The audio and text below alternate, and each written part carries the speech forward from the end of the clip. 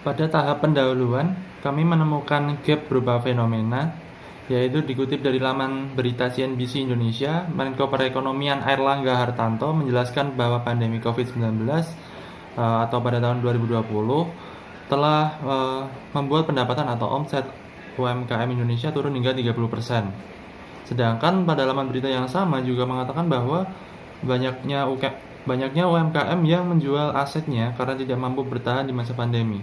Hal ini membuat kami tertarik untuk meneliti mengenai pengaruh aset terhadap omset penjualan, serta masih terbatasnya penelitian yang ada membuat hal ini semakin menarik. Pengaruh aset terhadap omset pada usaha skala mikro yang ada di Kota Magelang. Tujuan dari penelitian ini adalah untuk memberikan bukti empiris mengenai pengaruh aset terhadap omset penjualan. Selain itu, hasil dari penelitian ini dapat dijadikan sebagai bahan acuan dalam pelaksanaan penelitian-penelitian berikutnya. Bagian selanjutnya yaitu kajian literatur. Usaha mikro kecil dan menengah atau yang biasa disebut dengan UMKM merupakan suatu bentuk usaha yang dimiliki baik oleh perorangan maupun badan usaha. UMKM sendiri sesuai dengan namanya dibagi menjadi 3 kategori sesuai dengan kriteria yang berlaku, yaitu usaha mikro, usaha kecil, dan usaha menengah. Usaha mikro merupakan bentuk usaha yang memiliki kekayaan bersih hingga 50 juta dan omset per tahun hingga 30 juta. Usaha kecil merupakan bentuk usaha yang memiliki kekayaan bersih antara 50 juta hingga 500 juta dan memiliki omset per tahun antara 500 juta hingga 2,5 miliar. Sedangkan pada usaha menengah, kekayaan bersih yang dimiliki antara 500 juta hingga 10 miliar dan omset per tahun antara 2,5 miliar dan hingga 50 miliar. Selanjutnya yaitu omset.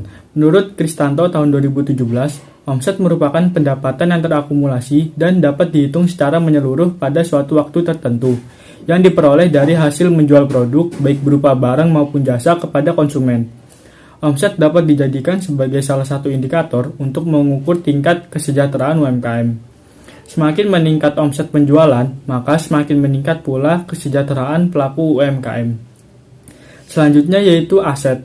Aset menurut PSAK nomor 16 revisi tahun 2011 adalah semua kekayaan yang dimiliki oleh orang pribadi atau kelompok yang berwujud atau tidak berwujud, yang memiliki nilai yang akan bermanfaat bagi semua orang atau perusahaan. Berdasarkan jenisnya, aset dapat dibedakan menjadi 2 macam, yaitu aset lancar dan aset tidak lancar. Aset lancar merupakan aset yang memiliki sifat paling liquid, atau bisa dikatakan juga aset yang dapat dengan cepat dikonversi menjadi uang tunai. Contohnya seperti surat berharga, uang tunai, dan lain-lain. Sedangkan aset tidak lancar dapat dibedakan menjadi 3 macam, yaitu aset tetap, aset tidak berwujud, dan investasi jangka panjang. Aset tetap merupakan aset yang dapat dilihat secara nyata atau berbentuk fisik seperti mesin. Kemudian ada aset tidak berwujud merupakan aset yang tidak berbentuk secara fisik seperti hak cipta dan hak paten. Sedangkan investasi jangka panjang merupakan sebuah instrumen untuk mendapatkan keuntungan yang diperoleh dalam waktu yang lama. Pada slide kali ini, saya akan menjelaskan metodologi penelitian dan pembahasan, di mana penelitian ini termasuk dalam penelitian kuantitatif. Penelitian kuantitatif merupakan penelitian yang menggunakan data berupa angka-angka, analisis, serta penarikan hasil empiris untuk mendapatkan keputusan secara statis. Nah, populasi penelitian yaitu seluruh usaha skala mikro di daerah Kecamatan Magelang Utara. Nah, untuk sampelnya sendiri, kami menggunakan sektor perdagangan di skala mikro di Kecamatan Magelang Utara. Nah, dari kelompok kami sendiri menetapkan beberapa kriteria dalam metode penelitian, yaitu yang pertama adalah usaha mikro, yang kedua berletak tempat di daerah Keramat Utara, yang ketiga usaha mikro yang memiliki data lengkap mengenai omset, kemudian aset setiap tahunnya.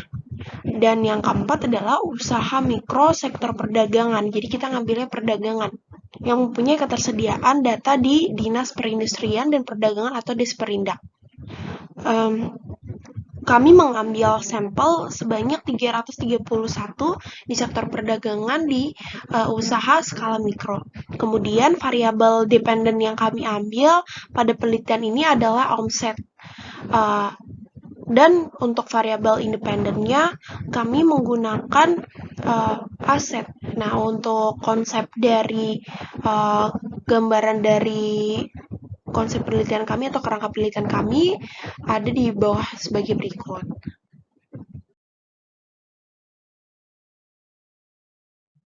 Baik, masih dalam slide metodologi penelitian dan pembahasan.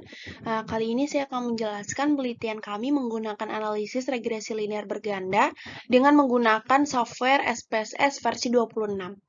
Pada uji normalitas, kami menggunakan Kolmogorov-Smirnov. Dijelaskan pada uji normalitas bahwa nilai S standardized residual sebesar 0,243, yang artinya melebihi standard deviation, yaitu 5% atau 0,05, yang artinya normal. Dengan jumlah sampel atau simbol N sebanyak 331 usaha skala mikro di Kecamatan Magelang Utara.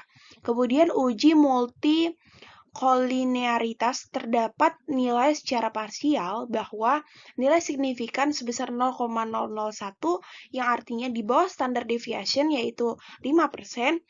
Pada collinearity statistik terdapat nilai FVIF atau VIF tidak melebihi atau kurang dari 10, yang artinya tidak ada multikoliniaritas pada nilai aset dan omset. Kemudian uji koefisien determinasi. Berdasarkan perhitungan koefisien determinasi pada tabel model summary, adanya standard error of the estimate yang sebesar 3.898 dan nilai R sebesar 0,179, kemudian R square sebesar 0,032 menunjukkan adanya pengaruh secara parsial terhadap variabel dependen karena nilai adjusted R square sebesar 0,029 adalah efek variabel independen yaitu aset terhadap variabel dependen yaitu omset. Dan sisanya dijelaskan oleh variabel lain. Kemudian uji parsial. Berdasarkan perhitungan uji parsial melalui tabel ANOVA, mendapati hasil nilai DF sebesar 330 dengan nilai signifikan yaitu 0,001, yang artinya di bawah standar deviasi, yaitu 0,05. Atau nilai F sebesar 10,835. Hal ini menunjukkan secara uji parsial bahwa terdapat pengaruh yang cukup signifikan antara aset dengan omset penjualan usaha skala mikro di daerah Kecamatan Magelang Utara. Untuk kesimpulannya, berdasarkan hasil penelitian dan pembahasan mengenai pengaruh aset terhadap omset dengan sampel sebanyak 331 usaha mikro di Kecamatan Magelang Utara, diketahui melalui UJF bahwa variabel dependen terhadap independen memiliki nilai signifikan 0,001, yaitu lebih kecil dari 0,05. Sehingga kesimpulannya bahwa besaran aset yang dimiliki usaha mikro di Kecamatan Kota Magelang Utara akan berpengaruh terhadap besaran omset. Disarankan untuk penelitian selanjutnya untuk 1. Menambah jumlah variabel dependen yang akan berpengaruh terhadap omset usaha mikro. Kedua, memperluas populasi penelitian sehingga akan lebih mencerminkan pengaruh variabel dependen terhadap variabel independennya. Yang ketiga, memperluas tahun penelitian untuk mengetahui konsistensi pengaruh antar variabel. Dan keempat, menambah referensi maupun teori yang relevan dengan penelitian selanjutnya. Sekian presentasi dari kelompok kami. Kurang lebihnya mohon maaf. Wassalamualaikum warahmatullahi wabarakatuh.